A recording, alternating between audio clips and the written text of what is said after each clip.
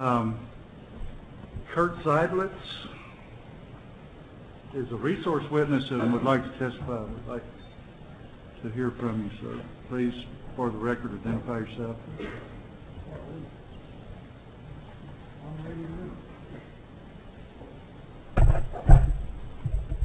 Thank you, Mr. Chairman and members of the committee. I know it's been a long day. My name is Kurt Seidlitz, and I'm representing a group called TexasIsHot Coalition.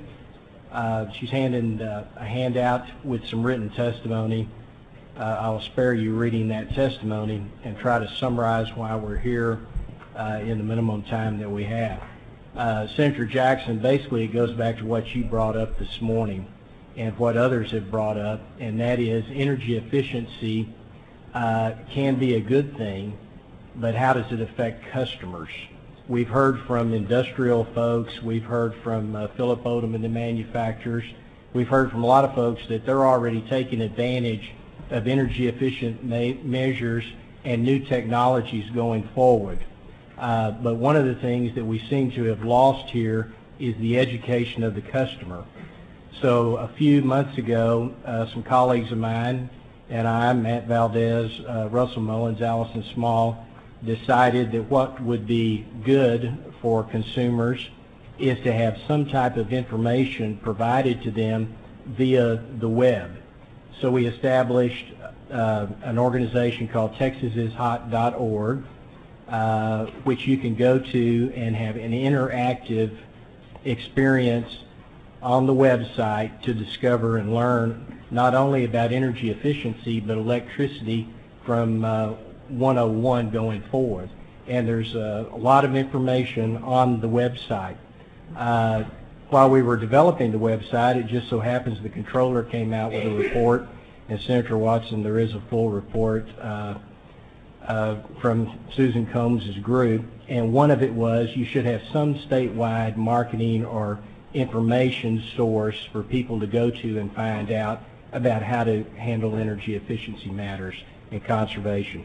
The same thing with the ITRON report that has been referenced by the Public Utility, or that was referenced today and was commissioned by the Public Utility Commission.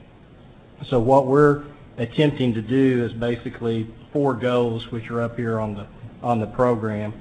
Educate Texas consumers about energy efficiency, provide tools to change their habits and lower consumption, highlight investments in clean technologies, one of the things you're working on, Senator Watson, so well, and public policy initiatives related to energy efficiency, and strengthening Texas's energy efficiency leadership. There were some questions this morning that how do we empower, how do we put information in consumers' hands? If you go to the website, we don't have a display, but we do have the home page here. There are actually tools there. I think Senator Frazier, Dan, asked about insulation this morning. Insulation's not on there, but if you put in the type of SEER indicator on your air conditioner, it'll show you instantaneously how much savings you'd have, Senator Lucio. If you put in CFL light bulbs, it'll show you what that investment.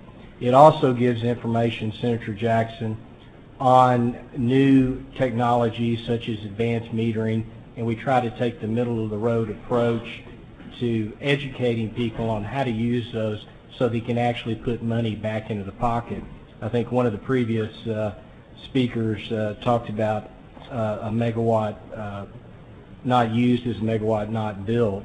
I like to refer to this as found money. If you can imagine if you went out and you bought your gasoline each month and 45 days later you get a bill and you pay for the gasoline on your car, or if you bought your groceries that way without checking the units or price per pound, that's the way we do with electricity today. So it all comes down, if we really want to do some energy efficiency matters, we need to not only give the short-term tools to the customer that they can benefit from, light bulbs, weatherization, etc., but we also have to change the way they have their habits and teach them how to consume in the future. So that's what our organization is about, and we would ask you that as you go forward in these policy discussions that you remember that the customer, in the residential customer, should have those same opportunities as our larger customers have had, in which they're doing a fine job of, but to have those opportunities to reduce energy consumption in the future.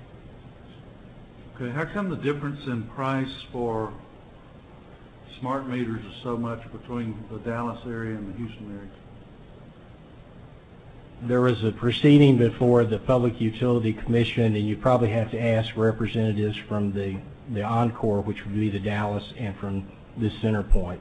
Probably number of meters, how they were bought, etc. Different vendors. 33% difference? I think some of the testimony prior was 221 versus 315 or 3 1/4, I believe, for Center Point. You know, I think one of the ways we could look at that is if I invest $2.21 and I have the ability to get back $28 to $30 a month in savings as a result of that investment, some may consider that a good investment. Okay. Any questions? Thank you. All right. Thank Thank you, you, Mike. Liz. Thank you.